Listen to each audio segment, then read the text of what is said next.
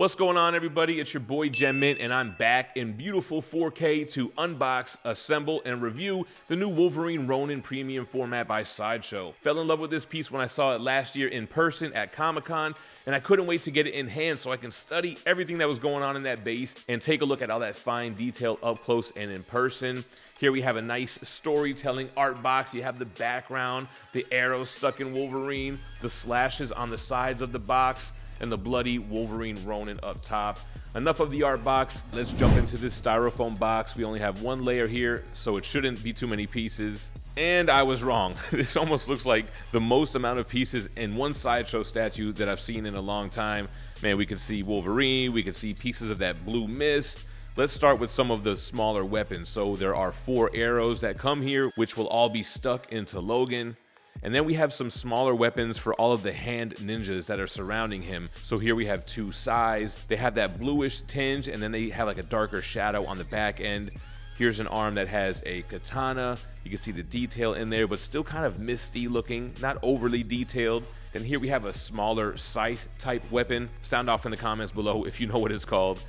Then we have a couple of archers here. So some hand ninjas ready to bust more arrows into Wolverine. See the smoke kind of detail on the back and the color-coded magnetized keyholes. 2 more hand ninjas, both wielding weapons. We have swords, we have little hatchets, or whatever you want to call it. So these will all kind of surround him, kind of from behind as he's jumping away. Then we have a very large piece of this dreamlike mist. Love the artistic expression, the little swirls. You have a big key with a peg that'll go into the base. And speaking of the base, here's the bottom. Number 244 out of just 500 made, and that's it. No exclusives. You can see all the mist traveling. Here we can see what really is a perspective base with that small little building. I love the bamboo tree on the side. Again, more wisping pieces of wind and smoke and mist.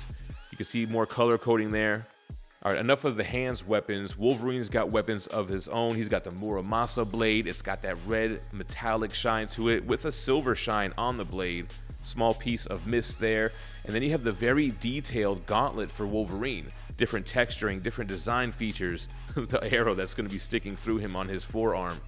And then his bloody hand. How cool is that? All this blood splatter all over his fist. Awesome detail on the wrap here. And then we get to Wolverine's right hand. He's got to have those adamantium claws poking out, more blood splatter everywhere, and I like the design of those blades too. Again, this hand's covered in blood, intricate details on his gauntlets, whether it's the strings that are tying it together or what have you. Awesome amount of detail. And speaking of detail, this is where this piece really shines. The skin tone is spot on. The hairy chest going to his shoulder. The muscle definition is incredible. The straps going across his chest. Man, all of the detail on the armor. And then it's got mixed media elements that I didn't even realize. So this belt is mixed media.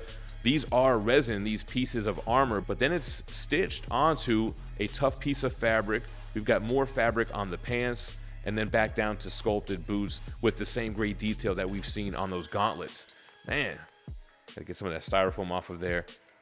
You can see the detail on the bottom of his sandals. The mixed media elements really work good here. I didn't even realize that this wasn't fully sculpted because the back, man, the muscle definition is crazy. And then onto the portrait, man, Martin Canali kills it on this Wolverine portrait. There's so much rage, such a great expression, the detail in the hair. And I love how it looks like Wolverine, but it still has like a samurai Ronin aspect with that bun in the back. Great sculpting detail on the facial hair, the bun in the back again, the detail on his face, the mouth, the teeth, all of that looks incredible, man. They really stepped their game up on this portrait.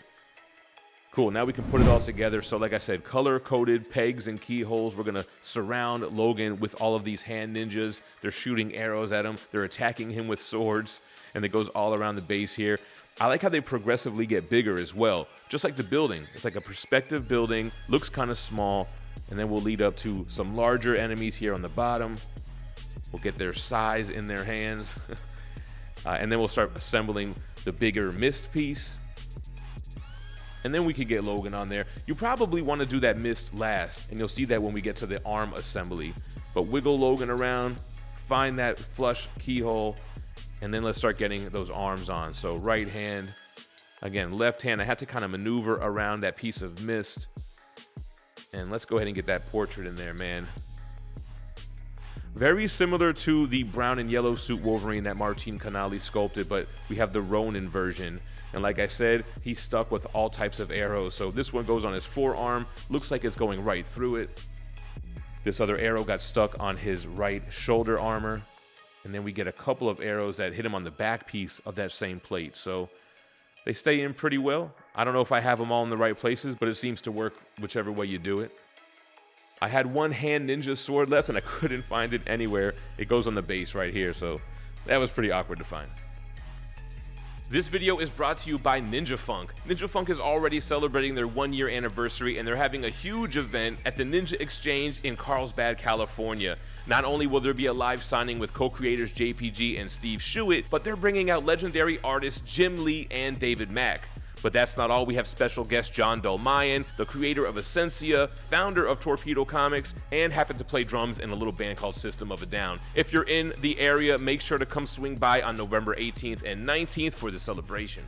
All right, guys, and there we have it, the quarter scale Wolverine Ronin Premium Format by Sideshow. This was sculpted by Martin Canali, like I mentioned, but also with Ian McDonald.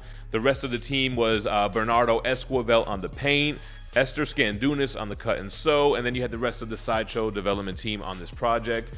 Retailed $695, edition size of just 500, and it is currently waitlisted, meaning not sold out necessarily. There are some people who have this on order who maybe haven't finished making payments, and if anyone were to drop off, those on the wait list would be contacted.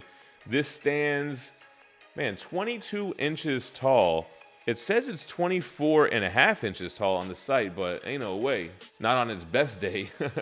So that's the height, which is that blade, which is kind of unfortunate because without the blade, man, it's really only like 18.5 inches tall. So it kind of adds a lot of unnecessary height. From the base to the head, it looks to be about 17.5 inches. And even depth and width gets difficult, right? It really seems to be about 12 inches in its depth, the way that he lunges forward and pokes out. And then the width is, again, gonna really depend on that blade. You're looking at like 15 or so inches if you had to put him in a cube. But if you're on a desk or something, it's a small footprint of a base. He just has a large wingspan. And the first thing I could think of when I think about this statue and really what Sideshow has been doing with their pieces for the past year, artistic. They're going out of their way to make artistic pieces, and not just the fact that it's a Ronin-inspired Wolverine, which is a dope concept that I don't think has really been done in a licensed premium statue, but just the way that they're going about the concept of these pieces where he's got like this dreamlike smoky mist, he's coming off of a feudal Japan-inspired rooftop, lunging forward like you always see Wolverine in the comics, got these mystical smoke ninjas chasing him everywhere. And then you think about like the Psylocke base recently with that moon in the background, which I think will pair well with this. And even with their paint applications, a lot of glowing effects that they're using paint from the color of the base and shining it on the arms, which they didn't take advantage here. It doesn't really look like it needed it though. There was no kind of light source. But I think this Wolverine might be the best representation of having like the hairy, kind of beastie looking Wolverine. I love the dark crevices around the muscles, like on the abs. They even got the paint down to like the hue of the nipple compared to the skin. Highly detailed piece here with a super low ES, man. I think they knocked it out the park. Let me know what you think about the Wolverine Ronin in the comments down below. And I appreciate you guys watching. I'm going to leave you with a 360-degree spin of Logan. So check that out and stay minty fresh. Peace.